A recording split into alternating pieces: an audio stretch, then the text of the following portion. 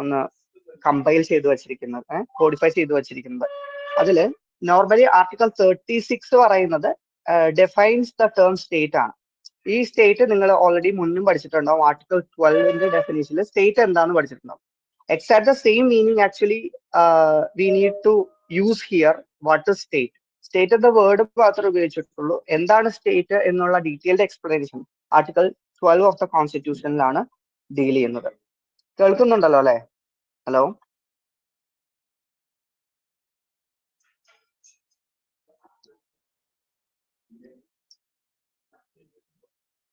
Okay okay. ഇനി ഇതിൽ നോക്കാം. നെക്സ്റ്റ് പറയേണ്ടതെന്ന് വെച്ച് കഴിഞ്ഞാൽ article 36 is equal to article 12 എന്ന് പറഞ്ഞു. പിന്നെ ആർട്ടിക്കിൾ 37 ആണ് പിന്നെ അതിൽ പ്രധാനമായിട്ട് പറയുന്നത് non justiciable but fundamental in governance. നേരത്തെ പറഞ്ഞ പോലെ അതിൽ എന്തെങ്കിലും വയലേഷൻ ഉണ്ടെങ്കിൽ അത് നമുക്ക് justifiable in front of the court അല്ല എന്നുള്ള ആ ഒരു കോൺസെപ്റ്റ് ആണ് അവിടെ ഉദ്ദേശിച്ചത്. അങ്ങനത്തെ കീവേഡ്സ് ഒക്കെയാണ് നിങ്ങൾ കൂടുതൽ ഓർത്തിരിക്കേണ്ട കാര്യം. പിന്നെ ഇത് കോൺസ്റ്റിറ്റ്യൂഷണൽ സ്റ്റാറ്റസ് DPSPയുമായി റിലേറ്റ് ചെയ്ത് നോക്കുമ്പോൾ 42nd കോൺസ്റ്റിറ്റ്യൂഷണൽ അമെന്റ്മെന്റും 44th കോൺസ്റ്റിറ്റ്യൂഷണൽ അമെന്റ്മെന്റും നിങ്ങൾക്ക് ചോദിക്കാവുന്ന പോസിബിൾ ക്വസ്റ്റൻ ആണ്. അപ്പൊ അതിൽ 42nd കോൺസ്റ്റിറ്റ്യൂഷണൽ അമെന്റ്മെന്റ് ഈ സോഷ്യലിസ്റ്റ് ഓറിയന്റേഷനെ കുറച്ചും കൂടി സ്ട്രെങ്തൻ ചെയ്യാൻ ഉപയോഗിച്ചിട്ടുള്ള ഒരു കോൺസ്റ്റിറ്റ്യൂഷണൽ അമെന്റ്മെന്റ് ആണ്. At the same time when looking to the 44th constitutional amendment, it restored the balance with the fundamental rights. ഇതിന്റെ ഇടയിൽ തന്നെ certain cases ഉണ്ട്, അത് വരുന്ന വഴിക്ക് നമുക്ക് പറയാം. ഓക്കെ, ഇനി let's look the source of directive principle of state policy.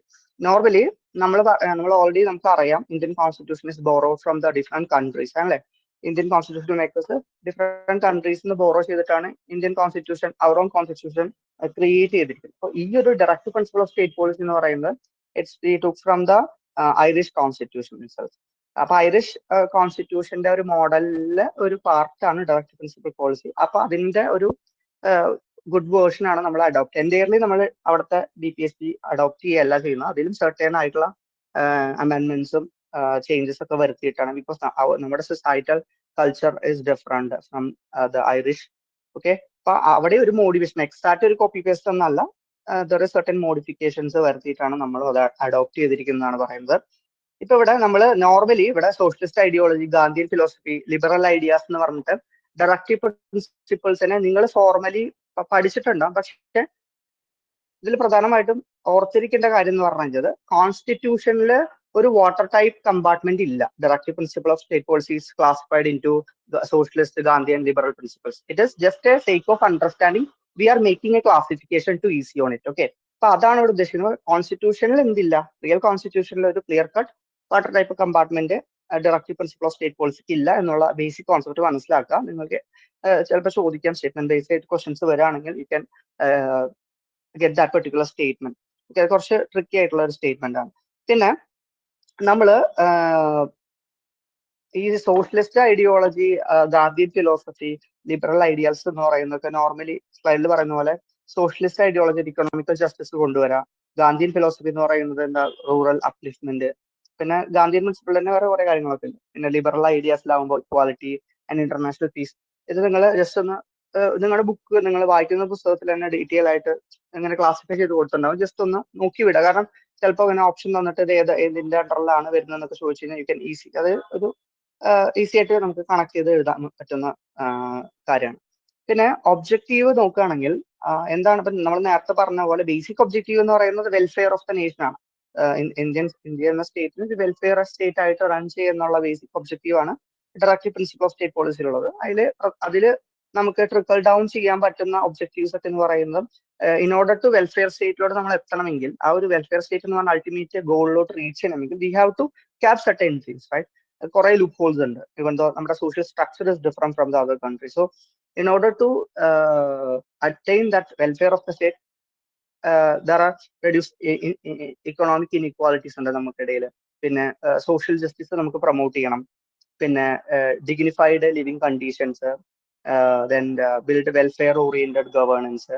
ഇത്തരം ഒബ്ജക്റ്റീവ്സ്, ഇനിയും കുറെ ഒബ്ജക്റ്റീവ്സ് ഒക്കെ ഉണ്ട്. ഇതൊക്കെ ബേസിക് ഒബ്ജക്റ്റീവ്സ് ആണ് to attain the main goal of social welfare. Okay, ഇനി നമ്മൾ നേരത്തെ പറഞ്ഞ ഡയറക്റ്റീവ് പ്രിൻസിപ്പിൾ ഓഫ് സ്റ്റേറ്റ് പോളിസിയുടെ ക്ലാസിഫിക്കേഷൻ എന്ന് പറയുന്നത് ഞാൻ നേരത്തെ പറഞ്ഞു, socialist, Gandhian, liberal or intellectual principles ഉണ്ട്. ഞാൻ നേരത്തെ പറഞ്ഞ പോലെ it's not given in the constitution. we make for the easiness separately. Okay. പിന്നെ നെക്സ്റ്റ് ഈ സോഷ്യലിസ്റ്റ് പ്രിൻസിപ്പിൾ ആണ് ആർട്ടിക്കിൾ 38-43 കോമൺ ആയിട്ട് കൊടുത്തിരിക്കുന്നത്. നമ്മൾ നോർമലി ഒരു ഓർഡറിൽ ഡയറക്റ്റീവ് പ്രിൻസിപ്പൽ സ്റ്റേറ്റ് പോളിസീസ് കൊടുത്തപ്പോൾ നമ്മൾ അതിനെ for the sake of it classify ചെയ്യുന്നതാണ്. അതിൽ സോഷ്യലിസ്റ്റ് പ്രിൻസിപ്പൾസ് പറയുന്ന ആർട്ടിക്കിൾസ് ആണ് ആർട്ടിക്കിൾ 32-43A എന്ന് പറയുന്നത്. അതിൽ ജനറലി എന്ന് പറയുന്നത്, ജനറലി ഇതെല്ലാം നമ്മൾ പറയുന്നില്ല, നിങ്ങൾ വായിച്ചു നോക്കിയാൽ മനസ്സിലാവും. ജനറലി ഇതിൽ വെൽഫെയർ ഓഫ് ദ പീപ്പിൾ, പിന്നെ equal pay for equal work, right to work and public assistant, പിന്നെ ഹ്യൂമൻ വർക്കിംഗ് കണ്ടീഷൻസ് ബെറ്റർ ആക്കുന്ന തരത്തിലുള്ള പോളിസീസ് കൊണ്ടുവരണം, പിന്നെ വർക്കേഴ്സ് പാർട്ടിസിപ്പേഷൻ ഇൻ മാനേജ്മെന്റ്. അതിനൊരു എക്സാമ്പിൾ ആണ് ഈ Mahatma Gandhi national rural employment guarantee act, പിന്നെ മിനിമം വേജ് ലോസ്. അതൊക്കെ ഗവൺമെന്റ് ഇംപ്ലിമെന്റ് ചെയ്തിട്ടുള്ള സ്കീംസ് ആണ് in order to align with directive principle of state policy. Okay. അപ്പൊ നിങ്ങൾ ചിലപ്പോൾ എക്സാമ്പിൾസ് ഒക്കെ ചോദിക്കുകയാണെങ്കിൽ it's related to directive principle of state policy എന്ന് പെട്ടെന്ന് നമുക്ക് മനസ്സിലാക്കും. ഒരു സോഷ്യലിസ്റ്റ് പ്രിൻസിപ്പിളുമായിട്ട് അസോസിയേറ്റ് ചെയ്തിട്ടുള്ള കോൺസെപ്റ്റ് ഒക്കെ ആ ഒരു സോഷ്യലിസ്റ്റ് ഐഡിയോളജിയുടെ കീഴിലാണ്. പിന്നെ നെക്സ്റ്റ് വരുന്നത് ഗാന്ധിയൻ പ്രിൻസിപ്പിൾസ് ആണ്. ഗാന്ധിയൻ പ്രിൻസിപ്പിൾസ് എന്ന് പറയുന്നത് പൊതുവെ ഗാന്ധിയൻ ഐഡിയോളജി എന്ന് പറയുന്നത് ഒരു റൂറൽ ഡെവലപ്മെന്റിനെ കുറിച്ചൊക്കെ കൂടുതൽ കോൺസെൻട്രേറ്റ് ചെയ്യുന്ന ഒരു ഫിലോസഫിയാണ്. അപ്പൊ അതിനെ ബേസ് ചെയ്തുകൊണ്ടിട്ടുള്ള പ്രിൻസിപ്പിൾസ് ആണ് ഇവിടെ മെൻഷൻ ചെയ്യുന്നത്. ലൈക്ക് വില്ലേജ് പഞ്ചായത്ത്സ് കൊണ്ടുവരണം, പിന്നെ കോട്ടേജ് ഇൻഡസ്ട്രീസ് ഡെവലപ്പ് ചെയ്യാം. Because development start from the grass root level, right? അതാണ് ഗാന്ധിയൻ ഐഡിയോളജിന്റെ ബേസിക് കോർ ഐഡിയ എന്ന് പറയുന്നത്. അപ്പൊ അതുമായി ബന്ധപ്പെടുത്തിയിട്ടുള്ള പ്രിൻസിപ്പിൾസ് കോൺസ്റ്റിറ്റ്യൂഷനിൽ പറയുന്നതിനെ നമ്മൾ എന്ത് ചെയ്യുന്നു, ഗാന്ധിയൻ പ്രിൻസിപ്പിൾസ് ആയിട്ട് ക്ലാസിഫൈ ചെയ്ത് കൊടുക്കുന്നു എന്നതേ ഉള്ളൂ. പിന്നെ പബ്ലിക് ഹെൽത്ത് ആൻഡ് പ്രൊഹിബിഷൻ, പിന്നെ കൗ പ്രൊട്ടക്ഷൻ, പിന്നെ അതിൽ ഫോക്കസ് ചെയ്യുന്നത് റൂറൽ ഡെവലപ്മെന്റ് സെൽഫ് റിലയൻസ് ആണ്. അപ്പോൾ സെൽഫ് റിലയൻസ് എന്ന് ഉദ്ദേശിക്കുന്ന ഒരു ഗ്രാമത്തിന് അതിൻ്റെതായിട്ടുള്ള ഒരു economical growth and development generate ചെയ്യാൻ, അതായത് എഞ്ചിൻ ഓഫ് ദ ഗ്രോത്ത് ആയിട്ട് ഓരോ റൂറൽ ബോഡീസും അല്ലെങ്കിൽ റൂറൽ ഏരിയാസും മാറണം എന്നുള്ള ഗാന്ധിയൻ ഐഡിയോളജീനെ ബേസ് ചെയ്തുകൊണ്ടുള്ള സർട്ടൻ പ്രിൻസിപ്പിൾസ് ആണ് ഗാന്ധിയൻ പ്രിൻസിപ്പിൾസ് എന്ന് പറഞ്ഞ് ഡയറക്റ്റീവ് പ്രിൻസിപ്പിൾ ഓഫ് സ്റ്റേറ്റ് പോളിസിയിൽ മെൻഷൻ ചെയ്തിരിക്കുന്നത്. പിന്നെ അടുത്തത് ലിബറൽ ടെൻഡൻസിയുള്ള പ്രിൻസിപ്പിൾസ് ആണ് അടുത്ത് വരുന്നത്. നോർമലി യൂണിഫോം സിവിൽ കോഡ്, പിന്നെ early childhood education, environmental protection and protection of monuments, separation of judiciary from executive and promotion of international peace. അങ്ങനെ ജനറൽ ആയിട്ട് ഒരു ലിബറൽ സ്റ്റേറ്റിനെ അല്ലെങ്കിൽ കുറച്ചും കൂടി ഡെവലപ്ഡ് തോട്ട്സ് ഒക്കെ, അല്ലെങ്കിൽ കുറച്ചും കൂടി apart from the Gandhian principle as well as socialist പ്രിൻസിപ്പിളിൽ നിന്ന് ഒരു മൂവ് ഫോർവേഡ് ചെയ്യാവുന്ന സ്റ്റേറ്റിനെ ഹെൽപ്പ് ചെയ്യുന്ന പോളിസി പ്രിൻസിപ്പിൾസ് ഒക്കെയാണ് എന്ത് ചെയ്യുന്നത് ഈ ഇതിൽ പറയുന്നത്. Okay.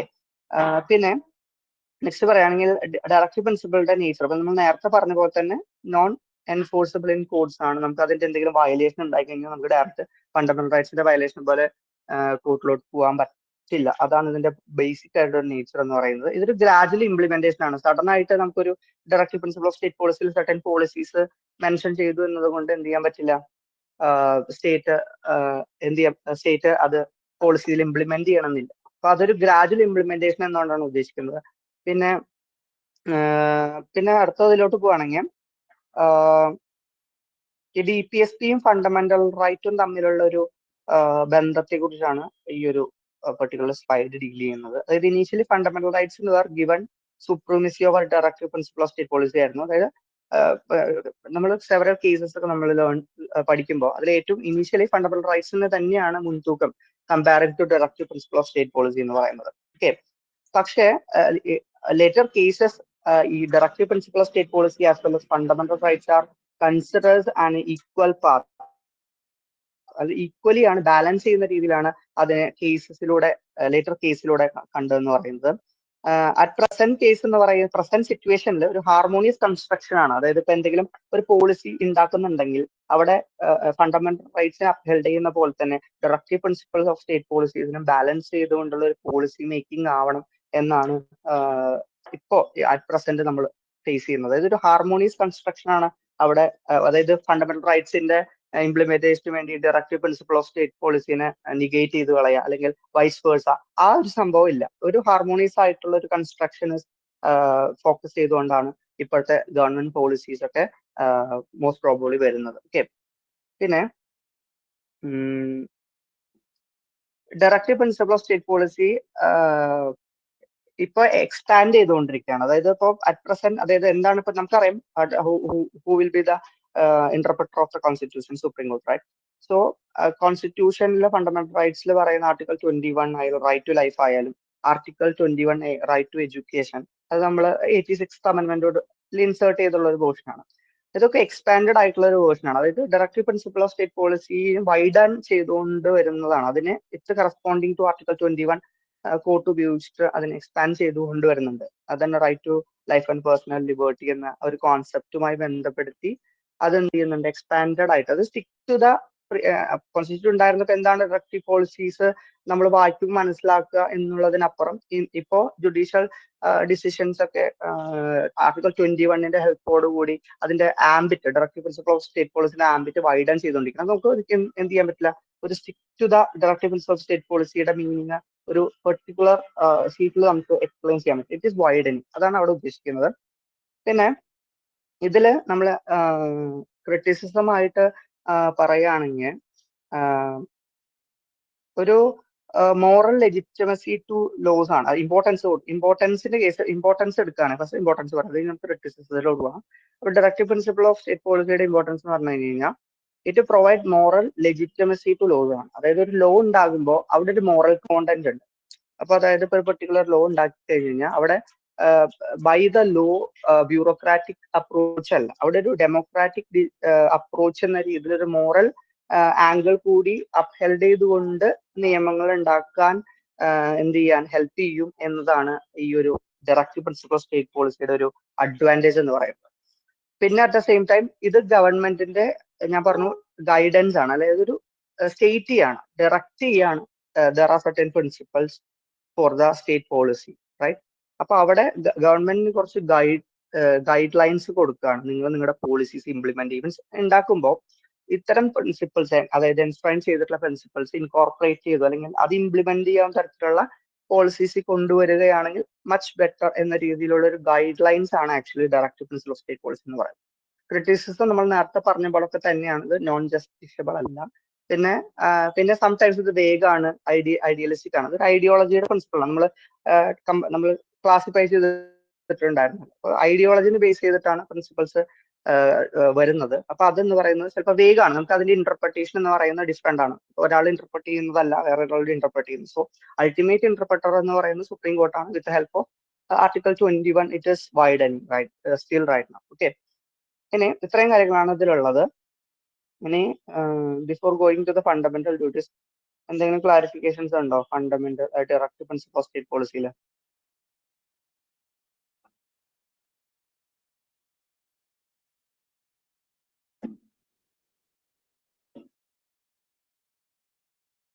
Okay, so let's move to the next portion, fundamental duties. Fundamental duties എന്ന് പറയുന്നത് നെക്സ്റ്റ് വരുന്ന ഒരു പാർട്ടാണ്. Fundamental duties R constitutional obligation of citizens. ഇവിടെ നമുക്കറിയാം, നമ്മൾ ഓൾറെഡി നിങ്ങളും ഫസ്റ്റത്തെ പാർട്ടിലൊക്കെ പഠിച്ചിരുന്ന സിറ്റിസൺസ് ആരാണ്, അങ്ങനത്തെ കാര്യങ്ങളൊക്കെ. സിറ്റിസൺസിന്റെ ഡ്യൂട്ടീസിനെ കുറിച്ച്, അതായത് റൈറ്റ് മാത്രമല്ല, we have certain duties to follow. Fundamental റൈറ്റ്സും ഡ്യൂട്ടീസും തമ്മിലുള്ള ഒരു കോൺഫ്ലിക്റ്റ് വരുമ്പോൾ എപ്പോഴും ഫണ്ടമെന്റൽ റൈറ്റ്സിനാണ് ഇമ്പോർട്ടൻസ് കൊടുക്കുന്നത്. ബിക്കോസ് റൈറ്റ് ആണ്. അപ്പൊ അത് നെഗേറ്റ് ചെയ്തു പോകുന്ന ഒരു കോൺസെപ്റ്റ് ആണ് duties. We have certain duties ഉണ്ട്. പക്ഷെ അത് ആ ഒരു പെർട്ടിക്കുലർ പോർഷനാണ് ഈ ഒരു പെർട്ടിക്കുലർ പാർട്ടിൽ, കോൺസ്റ്റിറ്റ്യൂഷന്റെ പാർട്ടിൽ കൊടുത്തിരിക്കുന്നത്. അപ്പോൾ they create a balance between rights and responsibilities and promote responsible citizens. ഒരു റെസ്പോൺസിബിൾ സിറ്റിസൺസിനെ വാർത്തെടുക്കുക എന്നുള്ള ഒരു ഉദ്ദേശത്തോട് കൂടിയാണ് ഫണ്ടമെന്റൽ ഡ്യൂട്ടീസ് എന്ന് പറഞ്ഞ ഒരു പാർട്ട് കോൺസ്റ്റിറ്റ്യൂഷനിലോട്ട് കോൺസ്റ്റിറ്റ്യൂഷണൽ മേക്കേഴ്സ് ഇൻകോർപ്പറേറ്റ് ചെയ്തിരിക്കുന്നത്. Because we have to accountable towards the society as well. നമുക്ക് റൈറ്റ് മാത്രം കിട്ടിയ പോലെ we have certain duties to observe. നമ്മൾ ഡ്യൂട്ടി ചെയ്താലേ റൈറ്റ് ഉണ്ടാവുള്ളൂ എന്നില്ല കേട്ടോ. പക്ഷെ നമുക്ക് പറ്റിയ we have to follow certain duties in order to balance the relationship between right and duties. Okay, അതാണ് ഇവിടെ ബേസിക് ആയിട്ടുള്ള ഒരു കോൺസെപ്റ്റ് എന്ന് പറയുന്നത്. ഇത് പ്രൊമോട്ട് ചെയ്യുന്നത് റെസ്പോൺസിബിൾ സിറ്റിസൺഷിപ്പ്. നമ്മൾ നോർമൽ ഒരു സിറ്റിസൺ അല്ല, നമ്മുടെ ആ ഒരു റെസ്പോൺസിബിൾ ആയിട്ടുള്ള ഒരു സിറ്റിസൺ ആവുമ്പോൾ നമ്മുടെ കോൺസ്റ്റിറ്റ്യൂഷണൽ മൊറാലിറ്റീനെ വാല്യൂ ചെയ്യുന്നുണ്ട് നമ്മൾ. അതൊരു ഡെറൈവ് ചെയ്യുന്ന ഒരു പ്രിൻസിപ്പിൾ ആണ് കോൺസ്റ്റിറ്റ്യൂഷണൽ മൊറാലിറ്റി എന്ന് പറയുന്നത്. One of the constitutional morality എന്ന് പറയുന്നതാണ് we have to obey the constitution abide the constitution എന്ന് പറഞ്ഞു കഴിഞ്ഞാൽ കോൺസ്റ്റിറ്റ്യൂഷനിൽ പറയുന്ന കാര്യങ്ങൾ നമ്മൾ അബൈഡ് ചെയ്യാത്ത സിറ്റിസൺ, റൈറ്റ്? അതിലൊരു പാർട്ടാണ് ഫണ്ടമെന്റൽ ഡ്യൂട്ടീസ് എന്ന് പറയുന്നത്. അപ്പൊ നമ്മളെ കൊണ്ടാവുന്ന രീതിയിൽ ഡ്യൂട്ടീസ് എന്ത് ചെയ്യണം, നമുക്ക് മെയിൻറ്റെയിൻ ചെയ്യാൻ പറ്റണം. ഓക്കെ, ഇനി ഇതിന്റെ origin and evolution of fundamental duties എന്ന് പറയുന്നത് 42nd കോൺസ്റ്റിറ്റ്യൂഷണൽ അമെന്റ്മെന്റ് ആക്ട് 1976 എന്ന കോൺസ്റ്റിറ്റ്യൂഷണൽ അമെന്റ്മെന്റ് വഴിയാണ് എന്ത് പറയുന്നത്, ഈ ഫണ്ടമെന്റൽ ഡ്യൂട്ടീസ് ആഡ് ചെയ്യുന്നത് കോൺസ്റ്റിറ്റ്യൂഷനിൽ. ഓക്കെ, അത് USSRന്റെ ഒരു നമ്മൾ DPSP പോലെ തന്നെ നമ്മൾ ബോറോ ചെയ്തിട്ടുള്ള ഒരു പാർട്ടാണ് directive principle of state policy എന്ന് പറയുന്നത് ഫ്രം ദി USSR. അപ്പൊ ഇനീഷ്യലി 10 ഡ്യൂട്ടീസ് ആണ് ഉണ്ടായിരുന്നത്. പിന്നെ നമ്മൾ എന്ത് ചെയ്തു, 86th കോൺസ്റ്റിറ്റ്യൂഷൻ അമെന്റ്മെന്റ് ആക്ട് 2002ന്റെ ഹെൽപ്പോട് കൂടി 11th ഫണ്ടമെന്റൽ ഡ്യൂട്ടിയും കൂടി എന്ത് ചെയ്യുന്നുണ്ട്, നമ്മൾ അഡോപ്റ്റ് ചെയ്യുന്നുണ്ട് എന്ന് പറയുന്നത്. ഓക്കെ, എഡ്യൂക്കേഷൻ ഓഫ് ചിൽഡ്രൻ എന്ന് പറഞ്ഞാൽ ടു എഡ്യൂക്കേഷൻ എന്ന ഒരു കാര്യം നമ്മൾ ഇൻകോർപ്പറേറ്റ് ചെയ്യുന്നുണ്ട്. ഇനി ഇതിൽ 51A എന്ന് പറയുന്ന ഇതിലാണ് ഫണ്ടമെന്റൽ ഡ്യൂട്ടീസിനെ കുറിച്ച് പറയുന്നത്. അതായത് part 4A of the constitution ആണ് ഇതിൽ പറയുന്നത്.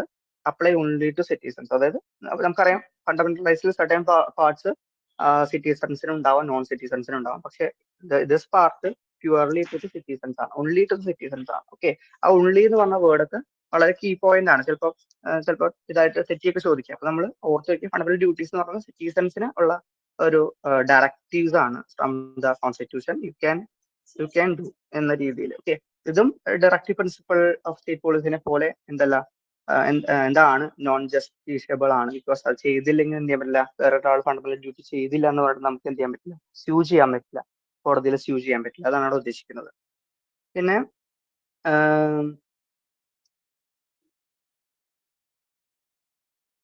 നെക്സ്റ്റ് എന്ന് പറയുന്നത് നമുക്ക് ഇമ്പോർട്ടൻറ്റ് ഡ്യൂട്ടീസിനെ കുറിച്ച് പറയുകയാണെങ്കിൽ അതില് ഓക്കെ, ഫണ്ടമെന്റൽ ഡ്യൂട്ടീസ് അതിൽ A to E പറയുന്ന ഓർഡറിൽ കൊടുത്തിരിക്കുന്നത് അത് റെസ്പെക്ട് കോൺസ്റ്റിറ്റ്യൂഷൻ, ഫ്ലാഗ്, നിങ്ങൾ ഫണ്ടമെന്റൽ ഡ്യൂട്ടീസ് ഇതിലുണ്ടാവും. ഫണ്ടമെന്റൽ ജസ്റ്റ് വായിച്ചിരിക്കുന്നത്, ജസ്റ്റ് ആ സ്ലൈഡിന് എക്സാക്ട്ലി കൊടുത്തിരിക്കുന്നത് റെസ്പെക്ട് കോൺസ്റ്റിറ്റ്യൂഷൻ, ഫ്ലാഗ് ആൻഡ് എന്താ, follow freedom struggle ideals and uphold sovereignty and unity and defend the nation, promote the harmony and dignity of woman, പിന്നെ preserve cultural heritage, protect environment, develop scientific timber, protect public property, strive for excellence, duty of parent to educate children. ഇത്തരം കാര്യങ്ങളാണ് fundamental duties എന്ന് പറയുന്ന ഒരു പാർട്ടിൽ പറയുന്നത്. ഇതിന്റെ importance എന്ന് പറഞ്ഞു കഴിഞ്ഞാൽ നിങ്ങൾ ജസ്റ്റ് ഒന്ന് ഗോ ത്രൂ ചെയ്താൽ മതി എന്താ സംഭവം, നിങ്ങൾ വായിച്ചു വിടാം. അപ്പൊ നിങ്ങൾക്ക് ജസ്റ്റ് കണക്ട് ചെയ്യാൻ പറ്റും. ചിലപ്പോൾ സ്റ്റേറ്റ്മെന്റ്സ് ഒക്കെ ചോദിക്കാം, considers fundamental duties or directive principle of state policy. അപ്പൊ നിങ്ങൾ ജസ്റ്റ് ഒന്ന് വായിച്ചു കഴിഞ്ഞാൽ തന്നെ നിങ്ങൾക്ക് അത് ആൻസർ ചെയ്യാൻ പറ്റുന്നതായിരിക്കും. ഇനി next nature and role of duties ആണ്. അത് ഇവിടെ പറയണമെന്ന് വെച്ച് കഴിഞ്ഞാൽ ഞാൻ നേരത്തെ പറഞ്ഞ പോലെ നോൺ ജസ്റ്റിഷ്യബിൾ ഇൻ നേച്ചർ ആണ്. Courts can directly enforceable duties directive principle state പോളിസിനെ പോലെ ഡയറക്റ്റ് ചെയ്യാൻ പറ്റില്ല, എൻഫോഴ്സ് ചെയ്യാൻ പറ്റില്ല. പിന്നെ parliament can enact laws to give effect. അതായത് ഇപ്പോൾ ലോസ് ഒക്കെ ഉണ്ടാവും, നാഷണൽ ഫ്ലാഗ് റിലേറ്റ് ചെയ്തിട്ടുള്ള ലോസ് ഉണ്ട്, കോൺസ്റ്റിറ്റ്യൂഷനുമായി റിലേറ്റ് ചെയ്ത ലോസ് ഉണ്ട്.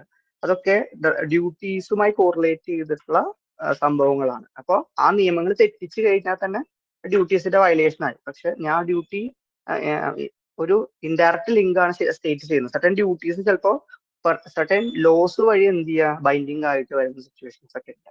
ഓക്കെ, ആ ഒരു കാര്യം ഓർത്ത് വെച്ചാൽ മതി. നോർമലി ഇത് എന്തല്ല, നോൺ ജസ്റ്റിഷ്യബിൾ ഇൻ നേച്ചർ ആണ്. Parliament can enact laws to give effect എന്നാണ് നമ്മൾ പറഞ്ഞത്. പിന്നെ ഇതിൽ ജുഡീഷ്യൽ യൂസ് എന്ന് പറഞ്ഞു കഴിഞ്ഞാൽ justify reasonable restrictions on fundamental rights and strengthen public investigation. ഇത് ബില്ലൊക്കെ വഴി എന്ത് ചെയ്യുന്നുണ്ട്, ഈ ഫണ്ടമെന്റൽ ഡ്യൂട്ടീസിനെ സ്ട്രെങ്തൻ ചെയ്യാൻ വരുന്നുണ്ട്. അതായത് ഓരോ ജുഡീഷ്യൽ പ്രീസിഡൻസ് ആവട്ടെ, പുതിയ കേസ് ത്രൂ എന്ത് ചെയ്യുന്നുണ്ട്, ഫണ്ടമെന്റൽ ഡ്യൂട്ടീസിനെ കൂടുതൽ ഇമ്പോർട്ടൻസ് കൊടുത്തുകൊണ്ടുള്ള ജുഡീഷ്യൽ ജഡ്ജ്മെന്റ്സും അതോടൊപ്പം തന്നെ നിയമങ്ങൾ, പാർലമെന്റ് പാസ്സാക്കുന്ന നിയമങ്ങളൊക്കെ ഉണ്ട്.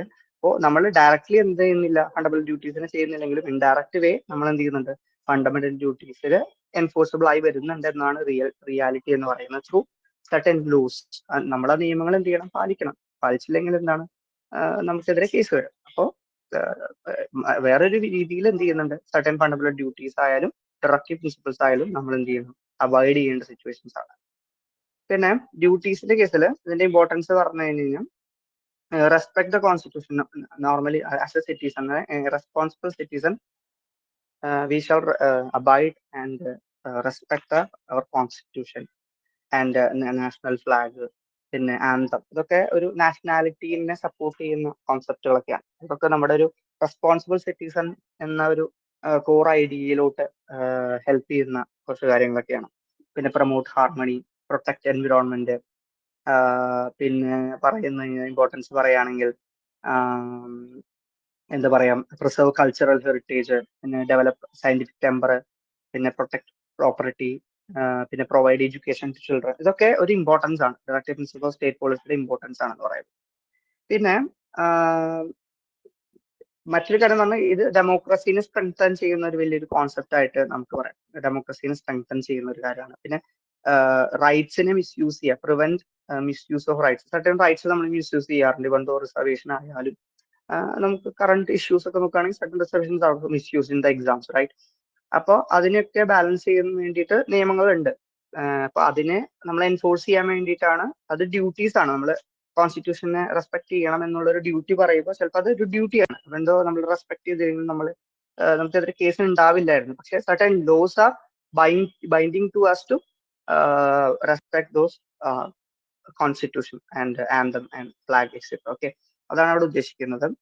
പിന്നെ ക്രിറ്റിസിസം ആയിട്ട് പറയുകയാണെങ്കിൽ ഇത് ഒരു സിംബോളിക് ഇൻ നേച്ചർ ആണ്. ആക്ച്വലി അത് വലിയ ക്രിറ്റിസം ആയിട്ട് പറയാം, സിംബോളിക് ആണ്. പക്ഷെ most of the laws are and judicial precedents and judgments are supporting in order to obey the fundamental duties എന്ന ഒരു വേവ് ലെങ്തിലൂടെയൊക്കെയാണ് ഇപ്പൊ കടന്നുപോയിക്കൊണ്ടിരിക്കുന്നത്. Because it is widening, similar to the directive principle of state policy, it is widening എന്നാണ് പറയുന്നത്. Okay, പിന്നെ ഇതിനെക്കുറിച്ച് വലിയ അവയർനെസ് കുറവാണ്. നമ്മൾ ലോ സ്റ്റുഡൻസ്, നമ്മളിപ്പോ ലോ സ്റ്റുഡൻസ് ഔദ്യോഗിക ക്രാക്ക് ചെയ്ത് കഴിഞ്ഞാൽ, അപ്പോൾ നമ്മളിപ്പോ ലോ പഠിച്ചുകൊണ്ട് നമുക്കൊരു അവയർനെസ് വന്നു. ഇപ്പോൾ സൊസൈറ്റിയിൽ തന്നെ ലോ അറിയാണ്ട് കുറെ പേരുണ്ടാവും. അപ്പൊ ഇവർക്ക് ഇതൊന്നും അറിയില്ല. നമ്മളായാലും നമ്മുടെ റൈറ്റിനാണ് കൂടുതൽ ഇമ്പോർട്ടൻസ് കൊടുക്കുന്നത്. നമ്മുടെ ഡ്യൂട്ടീസിനെ കുറിച്ച് നമ്മൾ നെഗേറ്റ് ചെയ്തുകൊണ്ട് നമ്മുടെ റൈറ്റ്സിന് കുറച്ചും കൂടി പ്രോമിനൻസ് കൊടുക്കുന്നതാണ്.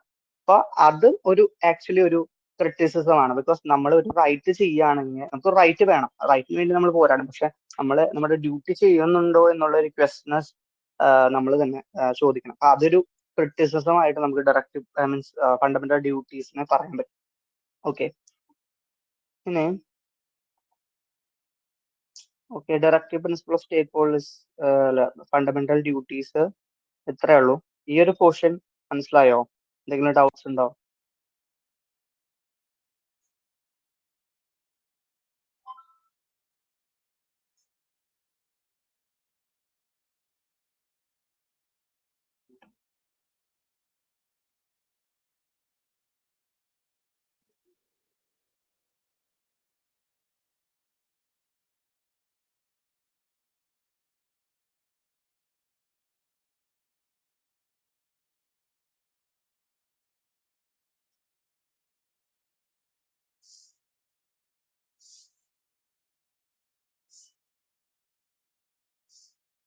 ഓക്കെ, നെക്സ്റ്റ് നമുക്ക് എമർജൻസി പ്രൊവിഷനിലോട്ട് പോകാം. നിങ്ങൾ ഇതിലേക്ക് ചോദിക്കുന്ന മറ്റൊരു ഇമ്പോർട്ടൻറ്റ് പോർഷൻ ആണ്, ഒരു പാർട്ടാണ് എമർജൻസി പ്രൊവിഷൻ എന്ന് പറയുന്നത്.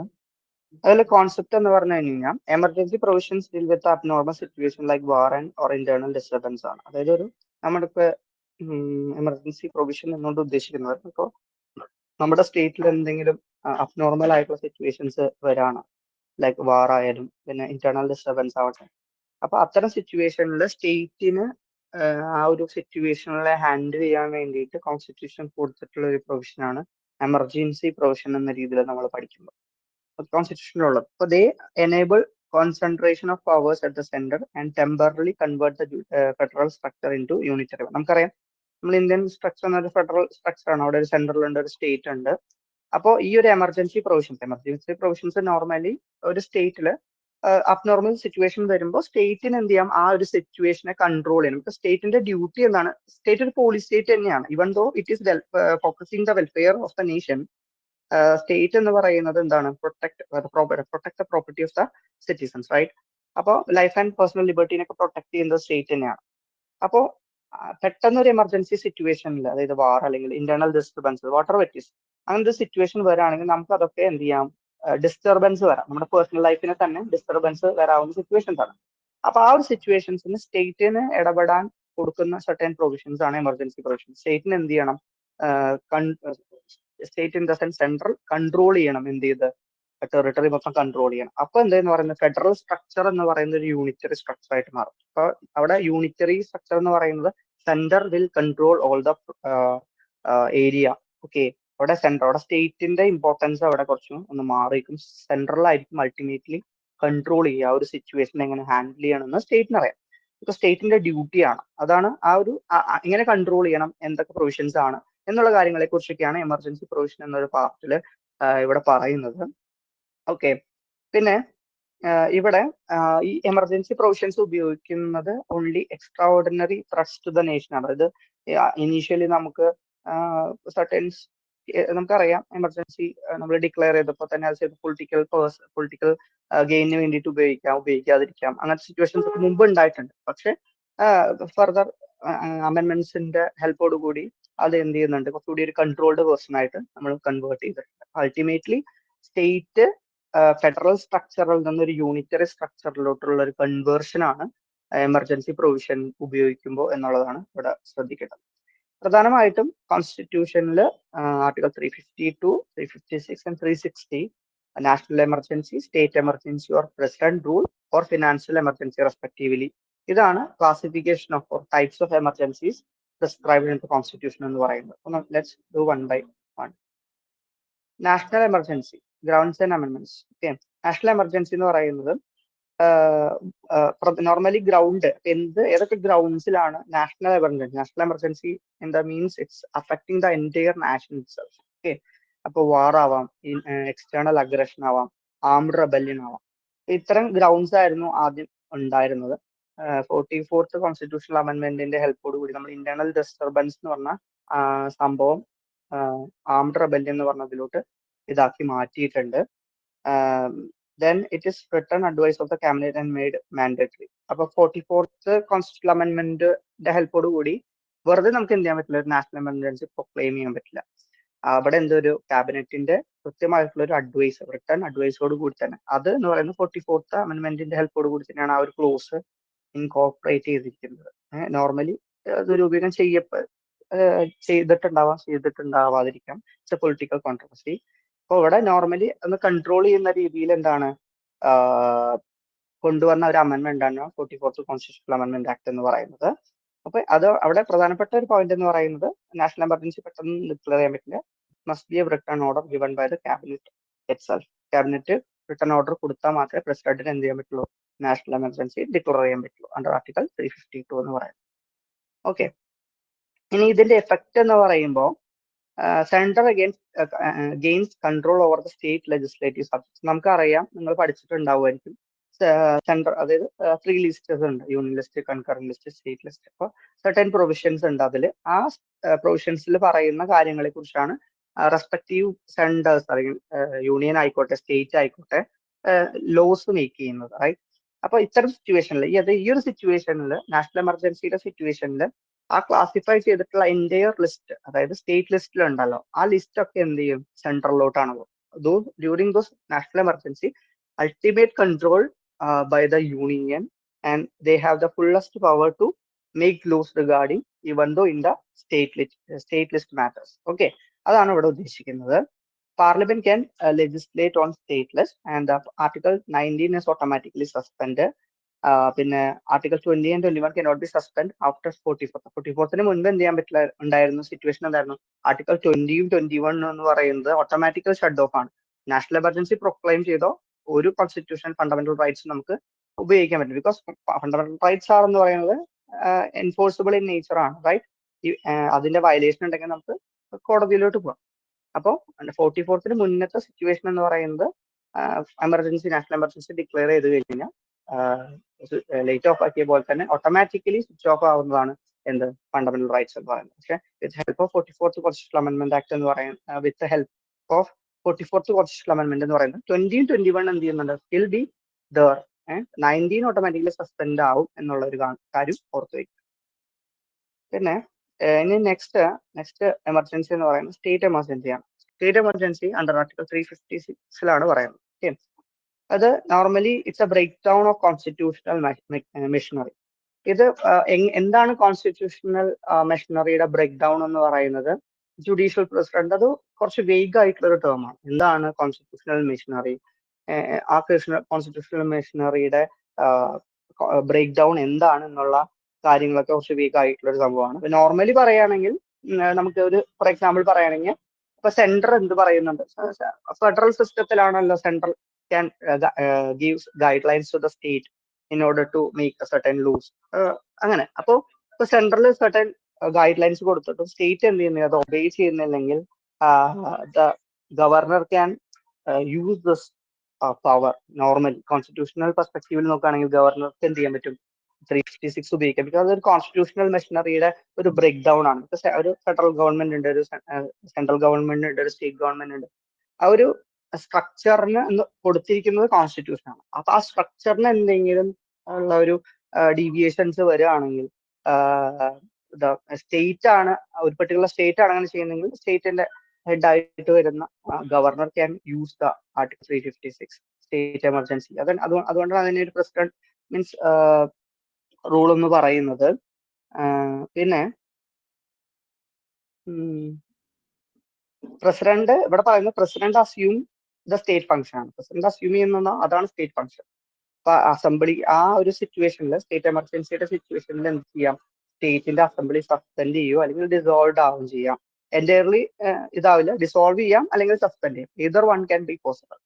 പിന്നെ മാക്സിമം ഡ്യൂറേഷൻ എന്ന് പറയുന്ന സ്റ്റേറ്റ് എമർജൻസി, സ്റ്റേറ്റ് എമർജൻസി കൊണ്ടുവരുന്നത് 3 years ആണ് അതിന്റെ മാക്സിമം എന്ന് പറയുന്നത്. പിന്നെ നെക്സ്റ്റ് എമർജൻസി ആണ് financial emergency. Article 360 financial emergency പറയുന്നത്. ഇത് ഇന്ത്യയിൽ ഇതുവരെയായിട്ടും ഇംപ്ലിമെന്റ് ചെയ്തിട്ടില്ല. മറ്റേത് നാഷണൽ എമർജൻസി ആയാലും സ്റ്റേറ്റ് എമർജൻസി ആയാലും വി ഹാഡ് എക്സ്പീരിയൻസ്, റൈറ്റ്? പക്ഷെ ഫിനാൻഷ്യൽ എമർജൻസിക്ക് ഒരു എക്സ്പീരിയൻസ് ഇല്ല. പക്ഷെ ഗ്രേറ്റ് ഡിപ്രഷന്റെ സമയത്തൊക്കെ ആ ഒരു സിറ്റുവേഷൻ ഒക്കെ ഉണ്ടായിരുന്നു. But we are overcome through nationalisation. LPGയുടെ ഹെൽപ്പോട് കൂടി നമ്മൾ എന്ത് ചെയ്യുന്നുണ്ട്? ആ ഒരു സിറ്റുവേഷൻ ഒക്കെ ഓവർകം ചെയ്തിട്ടുണ്ട് from looking to the history. അപ്പൊ ഇവിടെ ഫിനാൻഷ്യൽ എമർജൻസി ആർട്ടിക്കിൾ 360 പറഞ്ഞു. അപ്പോൾ it's a threat to financial stability. അതായത് ഒരു നമ്മുടെ നേഷന്റെ ഫിനാൻഷ്യൽ സ്റ്റെബിലിറ്റി കൺട്രോൾ ചെയ്യുന്ന RBI ആണ്, റൈറ്റ്? RBIയുടെ ഒരു ഹെൽപ്പോട് കൂടി തന്നെ എന്ത് ചെയ്യാൻ പറ്റും? സെൻട്രൽ ഗവൺമെന്റ് എന്ത് ചെയ്യാൻ പറ്റും? ഫിനാൻഷ്യൽ എമർജൻസി ഡിക്ലെയർ ചെയ്യാൻ പറ്റും. Because the entire financial channel is control by reserve bank of India, right? അപ്പോൾ ഇവിടെ ഒരു ഇന്ത്യയുടെ ഒരു ഫിനാൻഷ്യൽ സ്റ്റെബിലിറ്റിക്ക് എന്തെങ്കിലും ഒരു വരികയാണ്, അതൊരു ഇംബാലൻസ് ആണെങ്കിൽ, ഇവൻ ദോ ഇംബാലൻസ് വന്നാലും ബാലൻസ് ചെയ്യാൻ പറ്റാത്തൊരു സിറ്റുവേഷൻ വരുന്നുണ്ടെന്ന് മനസ്സിലാക്കി കഴിഞ്ഞു കഴിഞ്ഞാൽ the centre can use financial emergency with help of article 360. Okay, അപ്പോൾ ഇവിടെ എന്തെന്ന് ആ ഒരു സിറ്റുവേഷനിൽ നമുക്ക് എന്തൊക്കെ എഫക്ട്സ് ഉണ്ടാവും? സാലറീസ് റെഡ്യൂസ് ചെയ്യാൻ പറ്റും. അത് സെൻട്രലിൽ കൊടുക്കുന്ന ബെനിഫിറ്റ്സ് ഒക്കെ അങ്ങനെ ആലോചിച്ചാൽ മതി. സെൻട്രൽ ആയിക്കോട്ടെ സ്റ്റേറ്റ് ആയിക്കോട്ടെ കൊടുക്കുന്ന ഫിനാൻഷ്യൽ ബെനിഫിറ്റ്സ് ഒക്കെ റെഡ്യൂസ് ചെയ്യാം. ബിക്കോസ് ഫിനാൻഷ്യൽ ഇൻസ്റ്റബിലിറ്റി ആണ്. അപ്പോൾ ആ ഫിനാൻഷ്യൽ ഇൻസ്റ്റബിലിറ്റിനെ സ്റ്റേബിൾ ആക്കാൻ വേണ്ടിയിട്ട് എന്ത് ചെയ്യാം? ആ ഫിനാൻഷ്യൽ ഇൻഫ്ലോസ് ഒക്കെ എന്ത് ചെയ്യാം? റെഡ്യൂസ് ചെയ്യാം. ആ ഒരു കോൺസെപ്റ്റ് ചിന്തിച്ചാൽ മതി.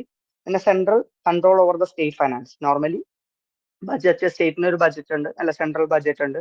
സ്റ്റേറ്റ് സെൻട്രലിന് ബഡ്ജറ്റ് അലോക്കേറ്റ് ചെയ്യുന്നുണ്ട്. അതിലൊക്കെ എന്ത് ചെയ്യുന്നുണ്ട്? ഹൈ ലെവൽ വേരിയേഷൻസ് നമുക്ക് ഫേസ് ചെയ്യാൻ കാണാൻ പറ്റും due to if we will implement financial emergency. Okay, പിന്നെ it has been never been impose. പറഞ്ഞ പോലെ ഇന്ത്യയിൽ ഇതുവരെയായിട്ട് ഇമ്പോസ് ചെയ്തിട്ടില്ല എന്നുള്ള ഒരു കാര്യം ഓർത്തു വരിക്കുക. പിന്നെ നാഷണൽ എമർജൻസിയുടെ ഒരു സേഫ് ഗാർഡിന്റെ കേസ് പറയുകയാണെങ്കിൽ മിസ്യൂസ്, അതായത് ഇത് മിസ്യൂസ് ചെയ്തിട്ടുണ്ട് എന്ന് പറയുന്നുണ്ട്. പോസ്റ്റ് അമെന്റ്മെന്റ്സ് ഉണ്ട്. ഇപ്പോൾ ക്യാബിനറ്റ് അമെന്റ്മെന്റിന് ശേഷം 44th കോൺസ്റ്റിറ്റ്യൂഷണൽ അമെന്റ്മെന്റിന്റെ ഹെൽപ്പോട് കൂടി സർട്ടൻ കാര്യങ്ങൾ എന്ത് ചെയ്യുന്നുണ്ട്? ആ ഒരു നാഷണൽ എമർജൻസി എന്ന് പറഞ്ഞ പ്രൊവിഷനെ മിസ്യൂസ് ചെയ്യാതിരിക്കാൻ വേണ്ടിയിട്ട് കൊണ്ടുവന്നിട്ടുള്ള അമെന്റ്മെന്റ് ആയിരുന്നു. മീൻസ് പ്രൊവിഷൻസ് ഇൻകോർപ്പറേറ്റ് ചെയ്തിട്ടുണ്ട് വിത്ത് ഹെൽപ്പ് ഓഫ് 44th. അപ്പൊ അതിൽ പ്രധാനപ്പെട്ട കാര്യങ്ങൾ എന്ന് പറയുന്നത് cabinets written advice is mandatory ആണ്. ഇത് നോർമലി ജസ്റ്റ് ഒന്ന് പറഞ്ഞ പ്രൈം മിനിസ്റ്റർ പറയുമ്പോൾ പ്രസിഡന്റ് നാഷണൽ എമർജൻസി ഡിക്ലെയർ ചെയ്ത സിറ്റുവേഷൻസ് ആണ്. പക്ഷെ ഇപ്പൊ എന്ന് പറയുന്നത് ഒരു ക്യാബിനറ്റിന്റെ ഒരു റിട്ടേൺ ആയിട്ടുള്ള ഒരു അഡ്വൈസ് മാൻഡേറ്ററി ആണെന്നാണ് 44th കോൺസ്റ്റിറ്റ്യൂഷണൽ അമെന്റ്മെന്റോട് കൂടി പറയുന്നത്. പിന്നെ പാർലമെന്ററി അപ്രൂവൽ വിത്തിൻ 1 month. അപ്പൊ പാർലമെന്റ് കൂടിയിട്ടുണ്ടാവില്ല പെട്ടെന്ന് ഒരു എമർജൻസി സിറ്റുവേഷനിൽ. പക്ഷെ അഡ്വൈസ് ക്യാബിനറ്റിൽ കുറച്ച് പേരുണ്ടാവില്ല. അപ്പൊ ക്യാബിനറ്റിന്റെ റിട്ടേൺ അഡ്വൈസ് കൊടുത്തതിന് ശേഷം വിത്തിൻ 1 monthനുള്ളിൽ എന്ത് ചെയ്യണം? പാർലമെന്റ് കൂടിയിട്ട് എന്ത് ചെയ്യണം? ആ ഒരു റിട്ടേൺ മാൻഡേറ്ററി അഡ്വൈസിനെ അപ്രൂവ് ചെയ്യണം എന്നാണ് പറയുന്നത്. അറ്റ് ദ സെയിം ടൈം ഈ ഒരു ഡിസിഷൻ എന്ന് central decision even though it is passed by the parliament and it is can check check by the judicial review. അതായത് ജുഡീഷ്യറിക്ക് എന്ത് ചെയ്യാൻ പറ്റും, അവിടെ ഒരു വ്യൂ ഉണ്ട്, ജുഡീഷ്യറിക്ക് എന്ത് ചെയ്യാൻ പറ്റും, ക്രോസ് ചെക്ക് ചെയ്യാൻ പറ്റും ആ ഒരു എമർജൻസി. മീൻസ് എമർജൻസി എന്ന് പറയുന്നത് ജസ്റ്റിഫയബിൾ ആണോ, റീസണബിൾ ആണോ എന്നുള്ള ജുഡീഷ്യൽ റിവ്യൂവിന് വിധേയമാക്കാം എന്നാണ് ഇതിൽ പറയുന്നത്. ഇവിടെ പ്രധാനമായിട്ടും എപ്പോഴും ശ്രദ്ധിക്കണം, ലൈഫ് ആൻഡ് പേഴ്സണൽ ലിബർട്ടീനെ പ്രൊട്ടക്ട് ചെയ്യണം ഇവൻ ദോ ഇൻ ദ എമർജൻസി സിറ്റുവേഷനിൽ ലൈഫും പേഴ്സണൽ ലിബർട്ടി ആർട്ടിക്കൽ 21 പ്രൊട്ടക്ട് ചെയ്യണം എന്നുള്ളതാണ് ബേസിക് ആയിട്ടുള്ള കോൺസെപ്റ്റ് എന്ന് പറയുന്നത്. ബിക്കോസ് അതാണ് കോൺസ്റ്റിറ്റ്യൂഷണൽ മൊറാലിറ്റി എന്ന് പറയുന്നത്. സ്റ്റേറ്റിന്റെ കോൺസ്റ്റിറ്റ്യൂഷണൽ മൊറാലിറ്റി എന്ന് പറയുന്നതാണ്. ഇവൻ ഏത് സിറ്റുവേഷനിലാണെങ്കിലും state have duty to do that. It is derive from the constitutional morality. Okay. പിന്നെ നാഷണൽ എമർജൻസി 1975 നാഷണൽ എമർജൻസി നമുക്കറിയാം. അതിൽ ഡിക്ലെയർ ചെയ്തത് 26 ജൂൺ 1975 അത് റിവോക്ക് ചെയ്തത് 21 മാർച്ച് 1977 അതിന്റെ ഗ്രൗണ്ട് എന്ന് പറയുന്നത് ഇന്റേണൽ ഡിസ്റ്റർബൻസ് ആണ്. നമ്മൾ നേരത്തെ പറഞ്ഞ ഇന്റേണൽ ഡിസ്റ്റർബൻസിനെ നമ്മൾ എന്ത് ചെയ്യുന്നുണ്ട്, ആംഡ് റെബല്യൻ എന്നുള്ള രീതിയിലോട്ട് ഇന്റർചേഞ്ച് ചെയ്തിരിക്കുന്നതായിട്ട് നമ്മൾ പറഞ്ഞു.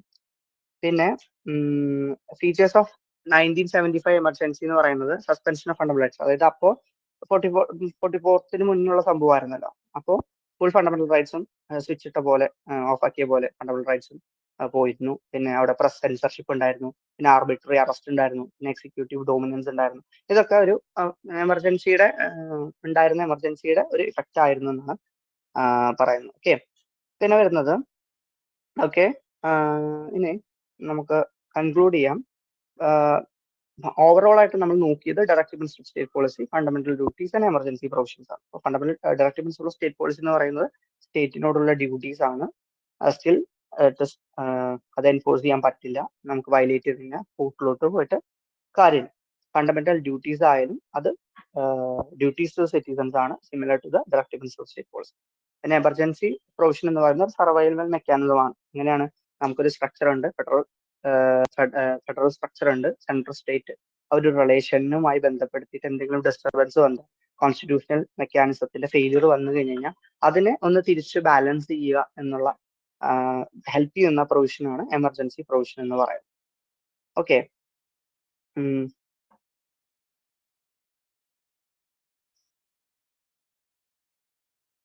ഓക്കെ, ഇതിൽ എന്തെങ്കിലും കഴിഞ്ഞാൽ എന്തെങ്കിലുമൊക്കെ ഡൗട്ട്സ് ഉണ്ടോ? ഹലോ.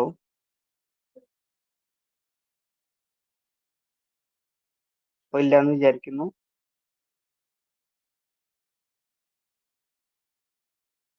അപ്പോൾ നമുക്ക് നിർത്തിയാലോ?